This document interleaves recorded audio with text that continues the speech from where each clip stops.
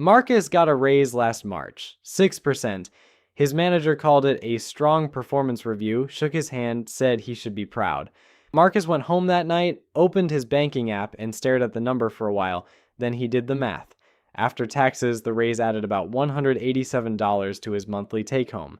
His car insurance had gone up $43, his rent renewed at $95 more than the year before. Groceries were just more expensive the way they've been for 3 years now. The raise was gone before he spent a single dollar of it. He closed the app. He didn't tell his wife Daniela. What was there to say?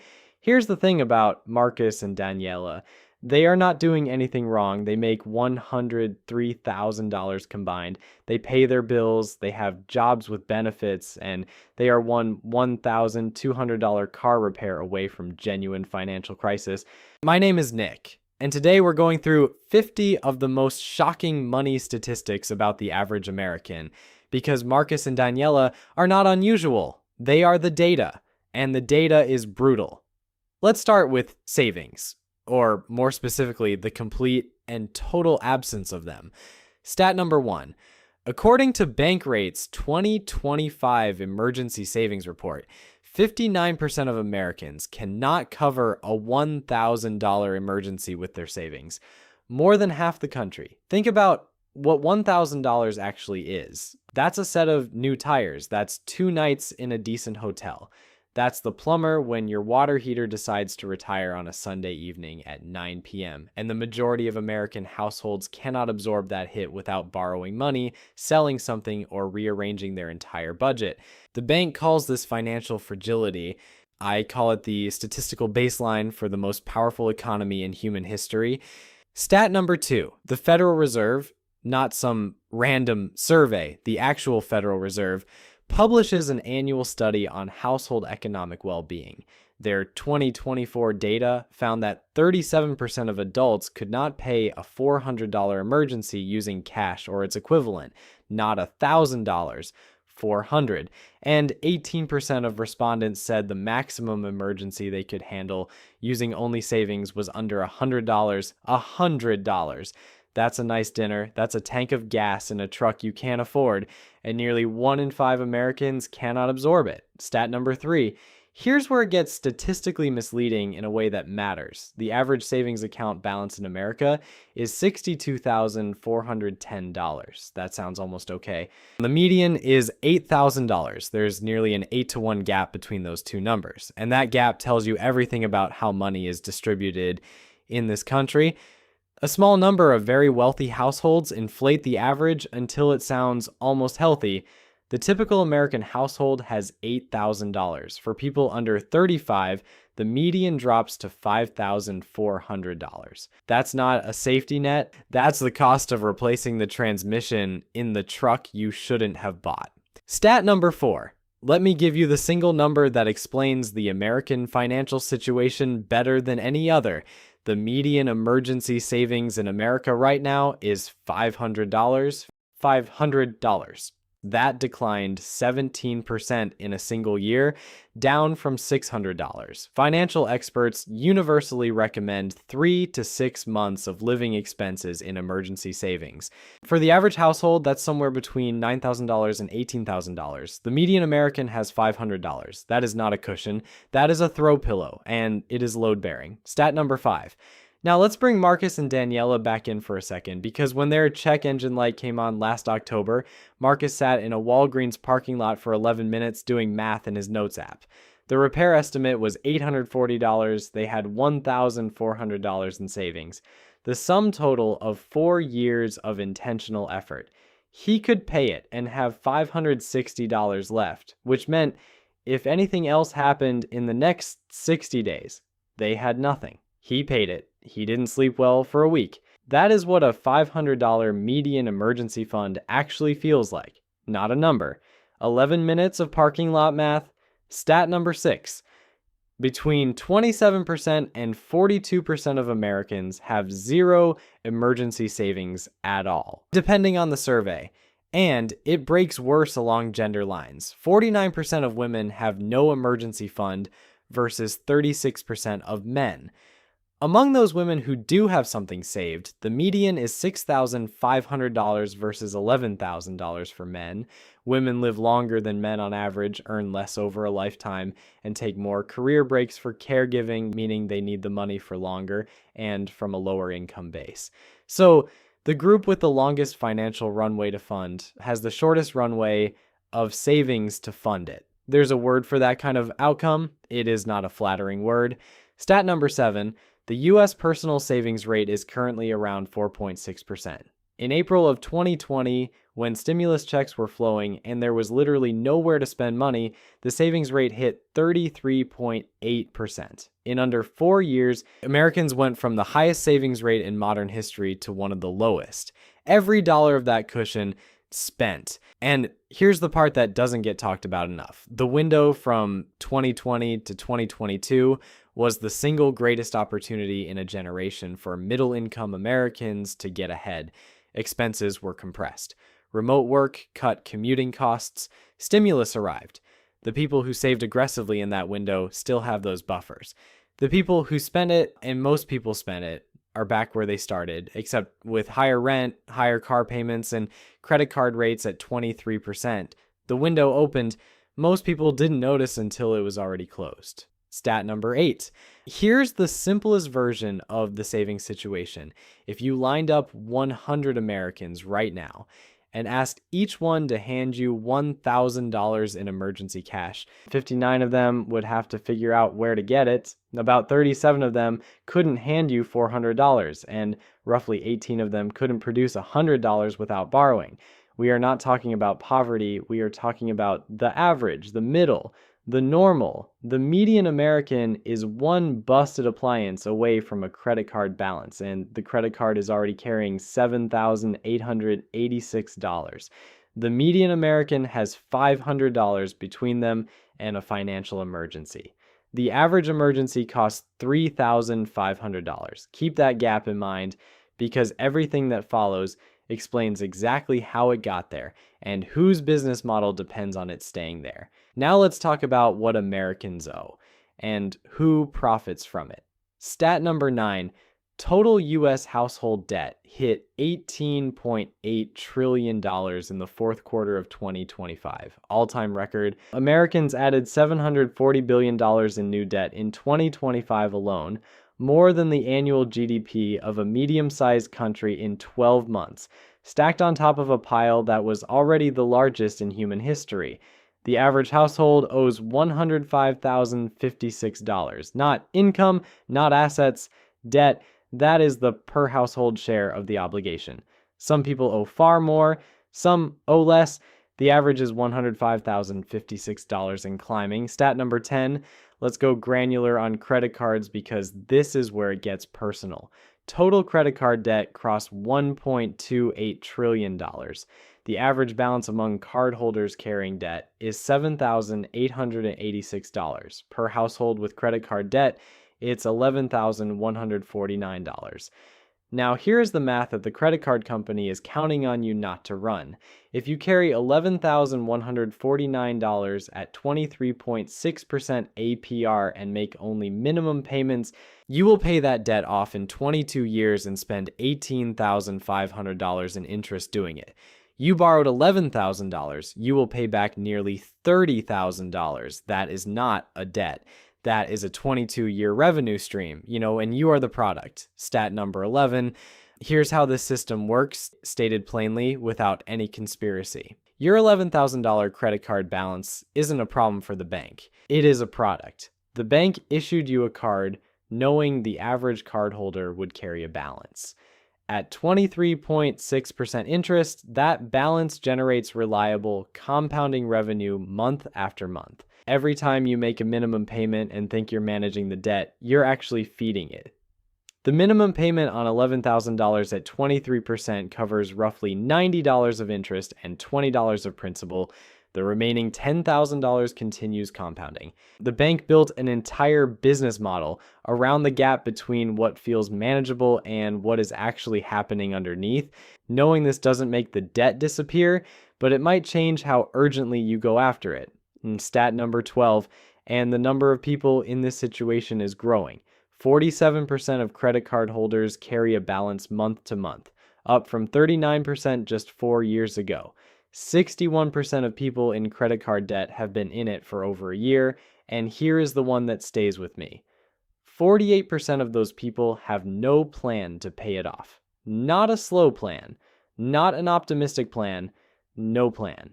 Nearly half of Americans in revolving credit card debt have accepted it as a permanent feature of their financial lives, like a utility bill with a 23% interest rate that never ends. Stat number 13, student loans. Our total federal student loan debt, $1.84 trillion across 42.8 million borrowers. Average federal balance, a record $39,547. After pandemic forbearance ended, the 90-plus day delinquency rate spiked to 9.57%, roughly double the credit card delinquency rate at the same moment. About 1 in 10 student loan borrowers is seriously behind. These are not people who borrowed irresponsibly. Many of them followed every instruction they were given, get the degree, get the job, the debt will be worth it, and are now making $52,000 a year while carrying $39,000 in loans that compound at 6.5%. Stat number 14, medical debt deserves its own number because it is uniquely American and uniquely brutal. 36% of U.S. households have medical debt. In a single year, Americans borrowed an estimated $74 billion to pay medical bills, and the majority of people with medical debt had health insurance when the bills arrived. Insurance didn't protect them, it just changed the number on the bill. 1 in 3 GoFundMe campaigns, the crowdfunding platform most people use to raise money for birthday parties and passion projects, is for medical expenses. We have turned a charitable donation platform into a shadow healthcare financing system, and only 12% of those medical campaigns reach their funding goal. Stat number 15. The credit card interest rate situation is worth a standalone number. In 2020, the average credit card APR was 16.28%. By 2025, new card offers were running close to 23.72%. That is a 47% increase in 5 years. When the Federal Reserve raised rates to fight inflation, banks passed those increases to cardholders almost immediately. When the Fed started cutting rates, banks moved considerably slower in the other direction. The asymmetry is not accidental, it is the margin. It is the product working exactly as designed. Here's what 23.72% actually means in practice. If you have $7,886 in credit card debt, the average carrying balance, and you make only minimum payments, you will spend the next 17 years paying it off and hand the bank approximately $9,400 in interest on money you already spent. The original purchases are long gone. The vacation, the furniture, the emergency car repair, the Christmas you put on the card, gone.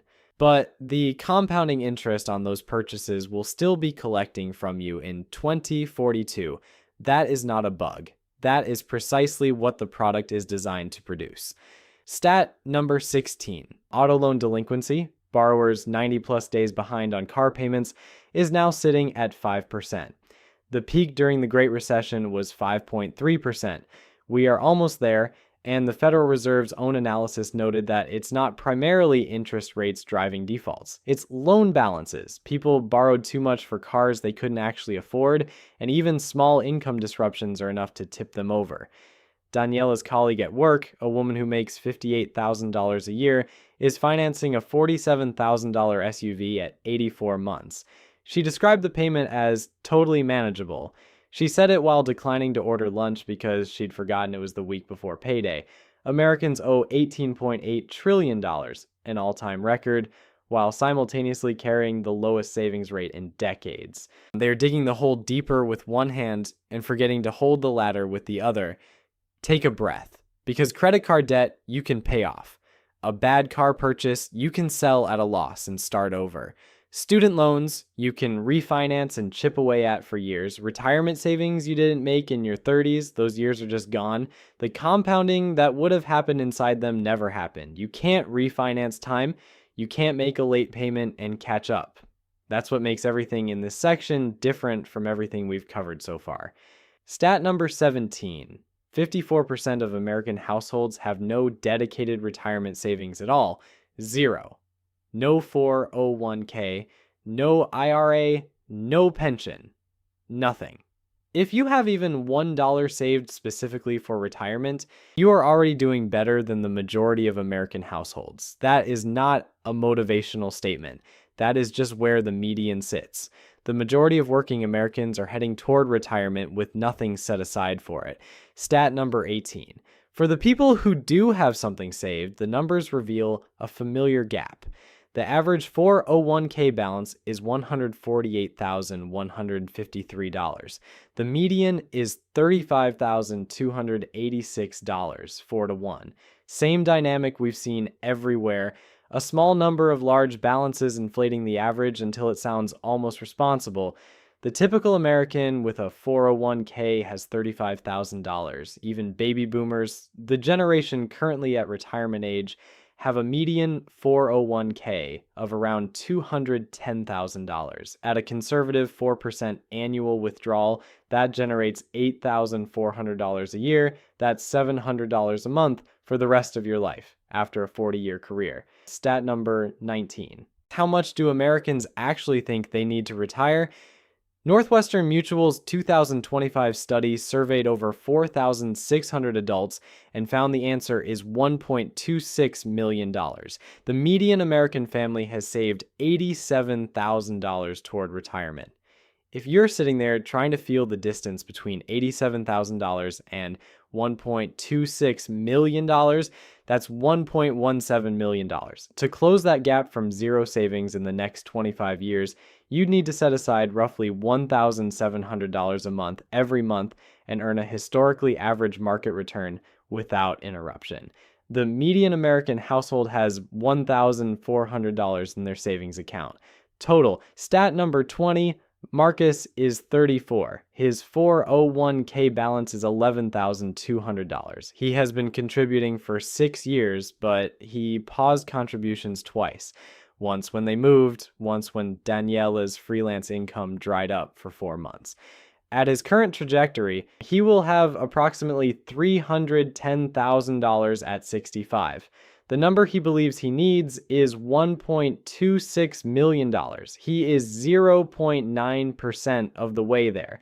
I'm not telling you this to be cruel. I'm telling you this because Marcus thinks he's behind, but basically on track. He's not. And nobody has sat down with him to show him the math. Stat number 21, 51% of Americans believe they will outlive their savings.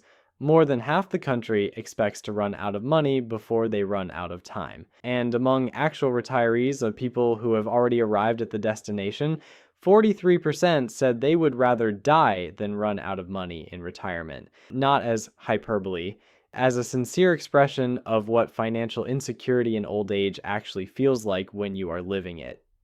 Stat number 22. Social Security was designed as a supplement to retirement savings.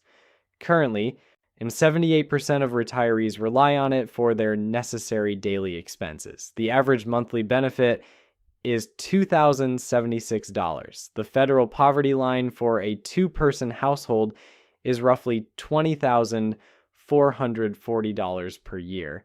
The average Social Security benefit keeps a retired couple just barely above the technical poverty threshold, assuming they have zero other expenses, zero remaining debt, and zero medical needs beyond what Medicare covers, which is not most people. Here's what $2,076 a month actually looks like. Rent for a one-bedroom in most mid-sized American cities runs $1,200 to $1,600. So the check clears, the rent comes out, and what's left, somewhere between $476 and $876, has to cover food, utilities, transportation, medications, and every medical copay that Medicare doesn't touch. This is not a hypothetical. And this is the actual monthly arithmetic of millions of retired Americans who did everything they were told, worked for 40 years, paid into the system, waited until they were eligible, and arrived at a $2,076 check that barely covers the rent. Stat number 23. Workers expect to retire at age 66 on average. The actual average retirement age is 62. That 4-year gap isn't early retirement in any celebratory sense. About 60% of early retirees were forced out, like by health problems, by layoffs, by age discrimination, by caregiving demands that made continuing to work impossible. Most Americans don't choose when they retire. That decision is made for them, usually at the worst possible financial moment, usually before they're ready. 51% of Americans expect to outlive their savings. The ones who won't, the ones who will actually be okay, almost exclusively started early, stayed consistent, and refused to pause. That window doesn't stay open forever. Housing, the part of the American financial conversation where everyone is either lying to you or trying to sell you something or both. Stat number 24. The National Association of Home Builders published a study in March 2025 with a finding that deserved far more attention than it received. 74.9% of U.S. households cannot afford a median-priced new home. Not a nice home, not a home in a desirable zip code. The median, the midpoint, the average, it requires an income of $141,366 to afford comfortably. The median household income is $83,730. 3 out of 4 families are mathematically priced out of a median home. That is not a housing crisis. That is a housing system operating exactly as it was allowed to develop, benefiting the people who already own property at the direct expense of the people who don't. Stat number 25. Renters aren't in a safer position.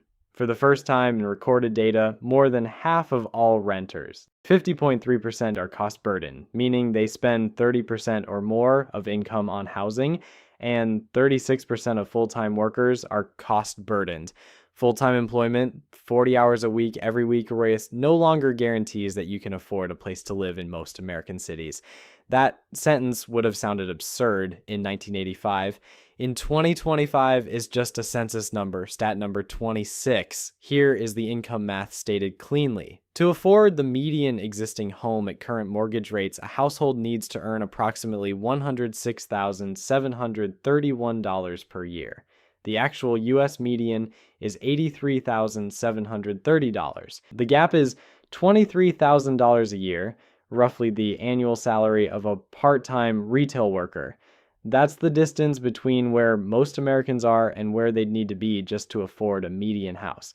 Not a nice house, not a house with a yard, the median, and a household earning $106,731 would still be spending 34% of gross income on housing above every guideline that exists.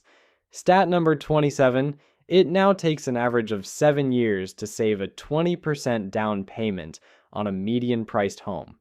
7 years of disciplined saving with no interruptions, no emergencies, no car repairs, no medical bills, no job losses. 7 years, assuming the house price doesn't increase while you're saving, which it will.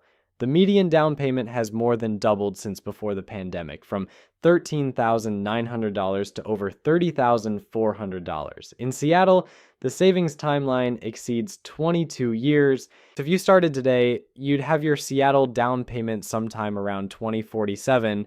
Your kids will be grown. You might be thinking about retirement, but you'll have the down payment. So, stat number 28. Here's the number that shows how comprehensively the homeownership ladder has been pulled up. The first-time buyer share hit a record low of 21% in 2025, cut nearly in half from 42% in 2007, and the median age of all U.S. home buyers hit 59 years old. 59. That's not a first-time buyer. That's someone using equity from their third property. The market that's supposed to be accessible to working people, the path to stability that every generation before this one was told was the American baseline, now primarily serves people who already arrived. Stat number 29. Imagine you're sitting across from a real estate agent. She's friendly. She genuinely seems to want to help. She tells you the market is competitive, that you should move fast, that this house is priced well for the neighborhood. What she doesn't mention, what she structurally cannot mention, because her commission is a percentage of the sale price, is that every dollar she talks you up costs her nothing and pays her more. The mortgage broker closing the loan gets paid when you sign, not when you thrive. The bank collects interest for 30 years regardless of whether you can comfortably afford it. The home inspector charges the same whether the house is perfect or a money pit. Not one person in that transaction has a financial incentive aligned with yours. They all go home when the deal closes. You go home to the mortgage. Stat number 30, the total lifetime cost of the traditional American dream, marriage, 2 kids, home ownership, 2 new cars, college for the kids, retirement, a few vacations, the basics, now totals approximately $4.4 to $5 million. The average lifetime earnings of a college-educated American are roughly $2.8 million. The dream costs nearly double what the average person will ever earn over their entire working life. And a 2024 Wall Street Journal/NORC poll found that nearly 70% of Americans say hard work either never did pay off or no longer does. They're not pessimists. They're people who ran the numbers. The housing market doesn't care about your income. It cares about what the last comparable property sold for. And the last comparable property was bought by someone who already owned something else. The game has rules. The rules changed. Nobody sent a memo. Let's talk about the $772 a month trap with adjustable cup holders and a 7-year loan. Stat number 31, the average new car payment hit a record $772 per month in Q4 2025. And a record 1 in 5 buyers, 20.3%, are now paying $1,000 or more per month just for their car. 1 in 5. In a country where 59% of people can't cover a $1,000 emergency, 1 in 5 car buyers is committing to spending $1,000 every single month on a depreciating asset. That's not financing a car, that's financing a lifestyle that is quietly cannibalizing every other financial goal you have. Stat number 32. Here is a sentence Marcus said out loud to Daniela after signing his truck loan. The payment is really manageable.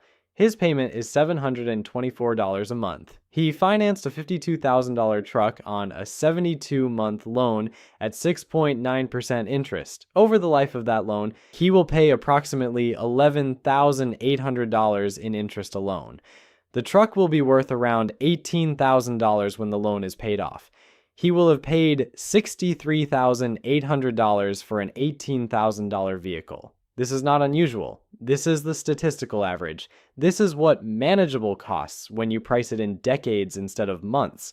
Stat number 33, 84-month car loans, 7 years, now account for 1 in 5 new car loans. 7 years. There are people making car payments on a vehicle they will be driving to their kid's high school graduation that they financed when the kid was in 5th grade. And the reason the terms keep extending is precisely so. The monthly number looks reasonable while the total cost balloons. An 84-month loan at standard rates costs roughly $16,000 in total interest on a typical new vehicle, about $10,500 more than the same car on a 60-month loan. The payment went down. The cost went up. The dealership went home happy. Stat number 34, 29.3% of trade-ins are underwater, meaning the owner owes more than the car is worth. The average underwater trade-in carries $7,214 in negative equity, a record. That negative equity gets rolled into the new loan. So you're not just financing a new car, you're financing a new car plus the ghost of the last car, which you no longer own. The new loan is bigger, the term gets extended to make the payment look manageable. 3 years later, you're underwater again. This is not a glitch in the system, it is the system. Dealers call these customers repeat buyers. The rest of us should call them what they are. People trapped in a cycle designed to keep them trapped. Stat number 35. Auto loan delinquency is near Great Recession levels, sitting at 5% of all outstanding balances. But here's the detail that the aggregate number obscures. The people defaulting are not primarily people who lost their jobs. They're people who bought too much car for their income and then got hit by any other expense. A medical bill, a home repair, a temporary income reduction, and discovered there was no room. When 59% of people have no emergency savings and their car payment is $772 a month, the margin for error is essentially zero. Any friction collapses the whole system. Stat number 36. Let's run the actual math on what Marcus's truck costs, all in over 7 years, loan payments, approximately $63,800, insurance at $280 per month, $23,520, gas at a realistic $370 per month, $31,080, maintenance and repairs over 7 years, conservatively $8,000. Our total, $126,400 over 7 years on a vehicle worth roughly $18,000 when it's paid off. Meanwhile, if Marcus had bought a $14,000 used Honda Civic and invested his $724 monthly payment in an index fund, returning 8% annually, he'd have $73,000 after 7 years. He chose the truck. The truck is chrome. The $73,000 would have been invisible but compounding. Nobody takes a photo of a brokerage account and posts it to Instagram, so nobody knows which choice other people are making. They just see the truck. Stat number 37, the average new car now costs $48,841, which requires roughly 9 months of median household income to purchase. In 2005, it required about 5 months. We are spending proportionally 80% more of our income on new vehicles than we did 20 years ago, and calling it normal. The only thing that changed is how aggressively we're willing to extend the loan to make the monthly number feel like something we can live with. The monthly number is not the cost. The monthly number is the distraction. The car payment trap doesn't close around you all at once. It closes one manageable monthly payment at a time until one day you're spending more on transportation than you are on your retirement, and you can't remember exactly how that happened. All right, everything so far has been about structural problems, housing prices, wage gaps, medical debt, things happening to people. But some of what's draining the average American isn't just the system, it's behavior. And the behavioral stuff is honestly worth looking at directly. Stat number 38. Americans underestimate their subscription spending by a factor of 2.5. The average person estimates they pay about $86 a month on subscriptions. The actual average is $219 a month. Separate research from West Monroe puts it at $273. People are spending $2,500 to $3,300 a year on streaming services, apps, gym memberships, meal kits, cloud storage, premium tiers for things they use on the free tier, and whatever they signed up for during a 30-day trial and forgot to cancel, and they think they're spending $86. Subscriptions are financial dark matter. They exist in the budget. They have mass. You can't see them until you look. Stat number 39, here's the subscription stat that makes the previous one worse. 55% of subscribers have at least one completely unused subscription running right now. They're paying for something they are not using at all. The average waste is about $200 a year. That $200 invested monthly over 30 years at 8% becomes roughly $22,000. We are casually incinerating $22,000 in potential retirement savings to maintain access to a streaming service we last opened in November. I'm not exempt from this. I checked my subscriptions while writing this video and found 2 I'd forgotten about. One was for a language learning app. I do not speak the language. Stat number 40. The average American makes about 9.75 impulse purchases per month, spending approximately $282 on things they didn't plan to buy. Annualized, that's $3,381 a year on unplanned purchases. In Q1 2025, 36% of Americans made a single impulse purchase of $250 or more. 1 in 5 people has made an impulse purchase of $1,000 or more in a single moment. This is not a character flaw. Retail environments, both physical and digital, have been engineered with decades of psychological research to override deliberate decision-making. They're very, very good at it. You are fighting a billion-dollar industry every time you open Amazon with 5 minutes to kill. Stat number 41. There's a spending category that emerged recently in survey data called doom spending. 1 in 5 Americans are doom spending, making excessive purchases driven by anxiety about the economic future. Among millennials, that rate climbs to 39%. The internal logic goes something like, the economy is uncertain, the future looks grim, things might get worse, so I might as well enjoy something right now. This is retail therapy at a civilizational scale, and the result is people taking on debt to cope with the stress of having too much debt. Like, it is the financial equivalent of drinking to cure a hangover, and roughly 20% of the country is doing it consciously. What's particularly revealing about doom spending is what people buy. It's not usually extravagant. It's a $45 candle, a $90 pair of headphones, a restaurant meal that costs $65. Individually, each purchase feels like a small act of reclaiming normalcy in a system that feels overwhelming. Collectively, they add up to thousands of dollars a year directed toward temporary relief from the anxiety that the spending itself is creating. Retailers understand this dynamic very well. The treat yourself economy was not invented accidentally. It was engineered for exactly this emotional state. Stat number 42. Americans spend an average of $879 per month at restaurants. Combined with groceries, a total monthly food spending averages $1,546. That is more than many Americans' mortgage or rent payment, and a significant portion of the restaurant spending isn't celebration or leisure, it's exhaustion. It's ordering delivery at 7 p.m. because you worked 9 hours, drove 40 minutes home, and have nothing left. The exhaustion economy is real. Convenient spending is often not a choice, but it compounds quietly at $879 a month. Stat number 43, buy now, pay later services, Afterpay, Klarna, Affirm, are now used by approximately 90 million Americans, and 56% of those users admit they're using it for purchases they otherwise couldn't afford. More than half the people using these services are using them to buy things they don't have the money for, while describing it as a payment plan rather than debt. The distinction is linguistic, not financial. 42% of BNPL users have made at least one late payment, up from 34% 2 years earlier. We invented a new category of debt, gave it a friendlier name, and convinced ourselves it's a feature. Stat number 44. Only 29% of Americans reviewed their budget in the past 30 days. Only about a third tracked their spending at all.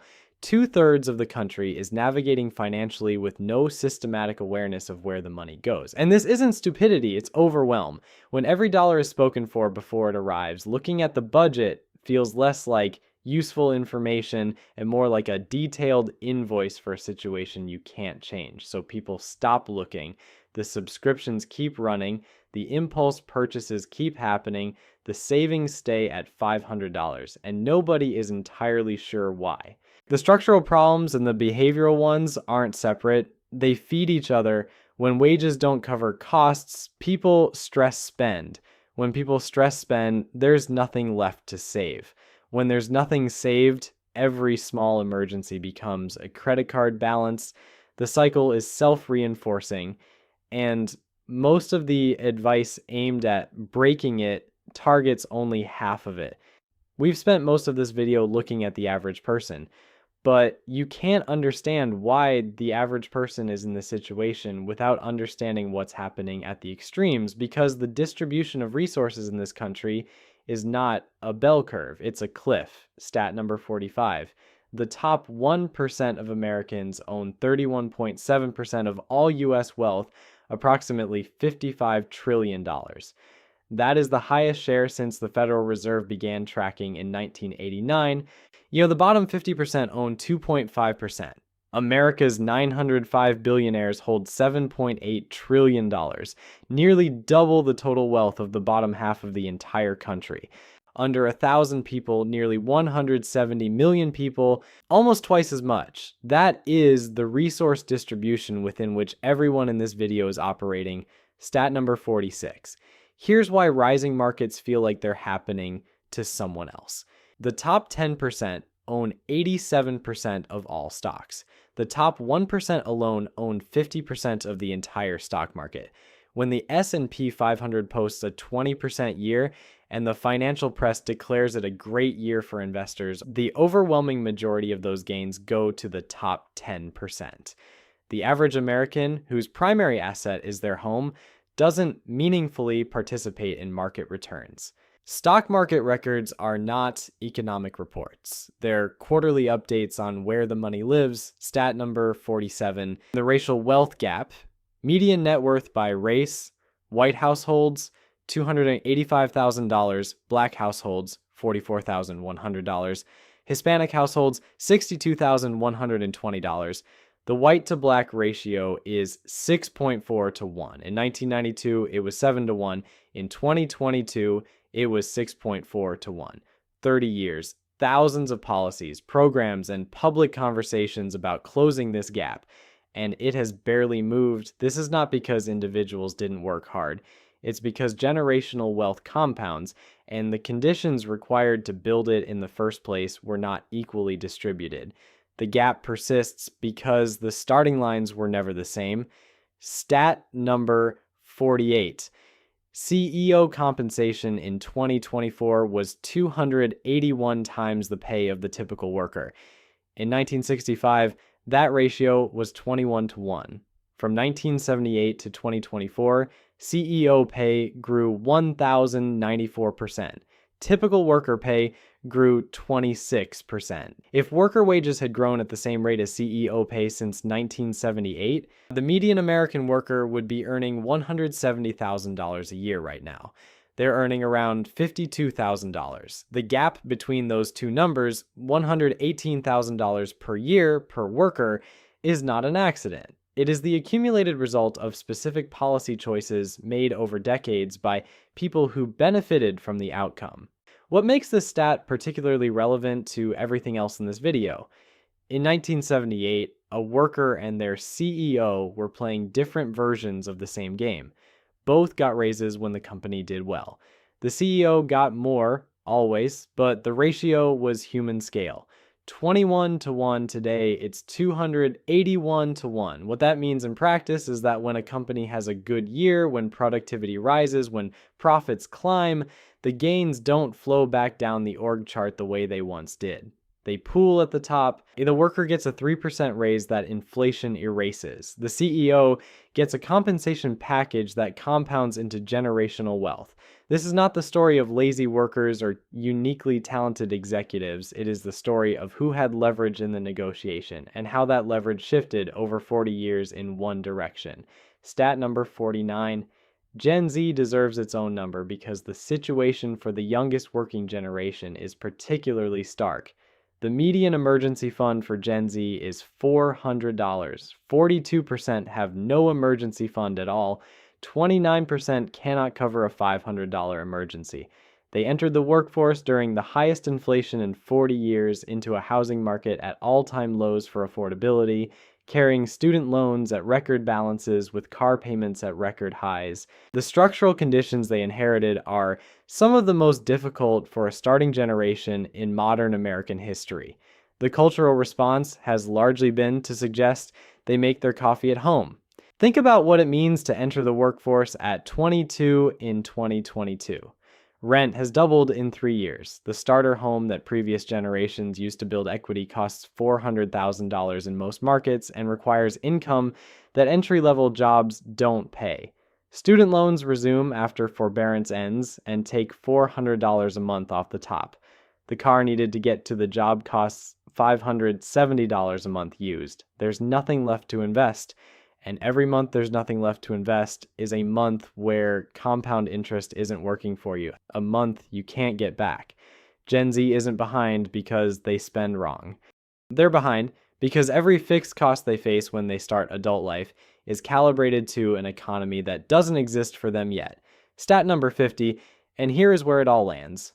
The complete traditional American dream, marriage, homeownership, 2 children, 2 cars, college, retirement, a vacation here and there, now costs between $4.4 and $5 million over a lifetime.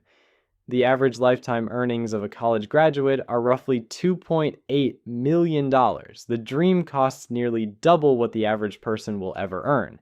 And here is the final number, the one that explains why 70% of Americans say hard work no longer pays off. The median American household earned more money last year in nominal terms than at any point in history, and they are more financially fragile than they were in 1990, in 2000, in 2010. More income, less margin, more debt, less savings. The system absorbed every dollar of the gain and handed back a monthly payment. Let's come back to Marcus and Daniela one more time because I want to show you something. This is where they are right now, today. Combined income, $103,000. Savings, $1,400. Credit card debt, $11,200 at 23%. Marcus's truck, $724 per month. 4 years left on the loan.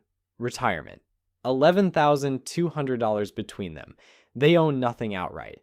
They have essentially no margin. They are two simultaneous emergencies away from a financial situation that could take years to unwind, and they are, by every statistical measure we covered today, doing better than the majority of American households. Let that land for a second. They are better off than average, and their financial situation is genuinely precarious. That's not a character judgment. That is what the median looks like in 2026. Now here's version 2. Same Marcus, same Daniela, same $103,000 income, same city, same jobs. But they made 3 different decisions at age 32. They bought a used $14,000 Corolla instead of the truck, saving $500 a month from the moment they drove off the lot. They put every one of those $500 payments toward the credit card. It was gone in 19 months. Then they automated $600 a month into a low-cost index fund. They didn't do anything exotic. They didn't start a business. They didn't get an inheritance. They didn't win anything. They just stopped participating in 2 of the most expensive defaults the system offers and redirected the money somewhere it could compound. They still ordered delivery sometimes. They still went on vacation. And they did not move into a tent and eat lentils to optimize their savings rate. They just made 3 decisions that the majority of people around them didn't make, and then let time do the work. At 55, version 1, Marcus and Daniela have approximately $180,000 in retirement savings. They've paid off most of the credit card, but it's crept back up. Marcus's truck is paid off, and he's financing a new one. Their savings account sits at about $4,000, which feels better than it did, but is still a thin buffer against an increasingly expensive world. They're not broke. They're not in crisis, but every significant decision in their lives is constrained. Whether Daniela can take the job she actually wants, whether they can help their kids with college without gutting their retirement, whether Marcus can afford to retire before his back gives out. All of those questions have the same answer. It depends on whether anything goes wrong. At 55, version 2, Marcus and Daniela have approximately $680,000 in investments. Not because they earned more, not because they got lucky, because $600 a month compounded for 23 years at a historically average market return does what compound interest does when you leave it alone. It accelerates. The last 5 years of that period added more to their balance than the first 15 combined. They have options, real ones. Daniela took the lower paying job she wanted at 47 because they could afford the income reduction. Marcus is planning to retire at 62, not because he was forced to, but because the math works. They're helping one of their kids with a down payment. They still drive a used Corolla. They don't think about it. The gap between those 2 futures is not income. It's not intelligence. It's not discipline in any heroic sense. It's 3 decisions made in their early 30s and 23 years of a process that required almost no ongoing effort once it was set up. And the automation did the work. Time did the math. I'm not telling you this to give you a motivational poster. The 50 stats we covered today are real. The structural problems are real. The housing prices and the credit card interest rates and the CEO pay ratios and the retirement gap, none of that is personal failure. That is the environment. You did not build it. You did not ask for it. And the people telling you to just budget better or grind harder while ignoring the structural context are not doing you any favors. But the default settings of that environment, the $772 car payment, the subscriptions you forgot about, the minimum payment on the credit card, the retirement contributions that get paused when things get tight and never quite get restarted. Those defaults are not inevitable. They're just what happens when nobody sits down with the actual numbers and makes a deliberate decision otherwise. Most people never sit down with the actual numbers. The actual numbers are uncomfortable. This video is uncomfortable. That's the point. Here's the thing. Nobody in the financial industry is going to tell you. The credit card company makes more money the longer you carry that balance. The car dealership makes more money the longer the loan term. The bank makes more money the larger the mortgage. The subscription service makes more money the longer you forget to cancel. Every default setting in the financial system, the minimum payment, the 84-month loan, the 30-year mortgage at the top of your approval range, the free trial that auto-renews, is calibrated to extract the maximum amount from you over the longest possible period. That's not paranoia, that's a business model. And the only defense against a business model is knowing it exists. The only move that actually works, the one that shows up consistently in the financial lives of people who end up okay, is not complicated. It is just know the numbers, make a few different choices than the defaults offer, and do not stop. Don't stop when the market drops. Don't stop when the car breaks down. Don't stop when life gets complicated, which it will. Because life is always eventually complicated. Just don't stop. Version 2, Marcus and Daniela aren't special. They're just the version that didn't stop.